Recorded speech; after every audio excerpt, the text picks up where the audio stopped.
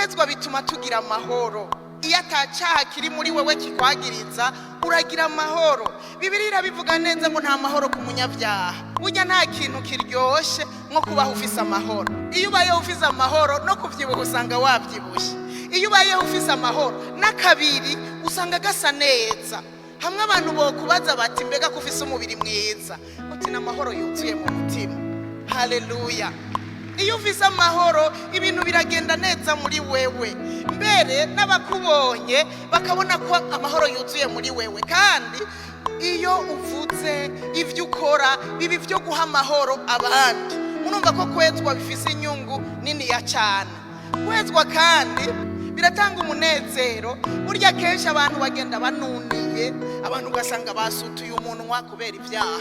Ntawamukubise, ntawamukozeko, ntagwaye, arakomeye, mugabo ugasanga asutuye umunwa, akavyuka mu gatondo asutuye umunwa, akirirwa asutuye umunwa, umuntu yamuvugisha akamutaritsa n'ibijambo biremereye, biba ari ibyaha. Iyo twejejwe tugira umunezero, uwo munezero ukabonekera abantu bose. Uwo munezero tukawuhako nabo turi kumwe n'abatubonye tukawubahako. Ibyaha birabuza umunezero, kandi nivyo nta munezero ku muntu afise ibyaha. N'uwitwa ngo aranezerewe biba ari byo kwigirisha, ahandi ho burya icyaha kirabuza umunezero. Rero iyo twiyejeje turagira umunezero. Murumva ko ni yari inyungu nziza kugira umunezero mu mutima, biraryoshe. Ufise n'amahoro hoho abara amatavya y'amavuta. Umunezero n'amahoro bituma tugubwa neza. Haleluya. Kandi ndabikwifurije muri ro rugendo rwo kuja mu ijuru. Icoma tugafatura urugendo dufise amahoro. Ariko bizokunda ko tugira amahoro nitwirinda icyaha, nitwiyeza tukitunganya, tuzobaho dufise amahoro n'umunezero, kandi duce tubihaba dukikuje. Hanyuma twese hamwe musange turi hamwe tuguwe neza. Iyindi nyungu tugira umugisha.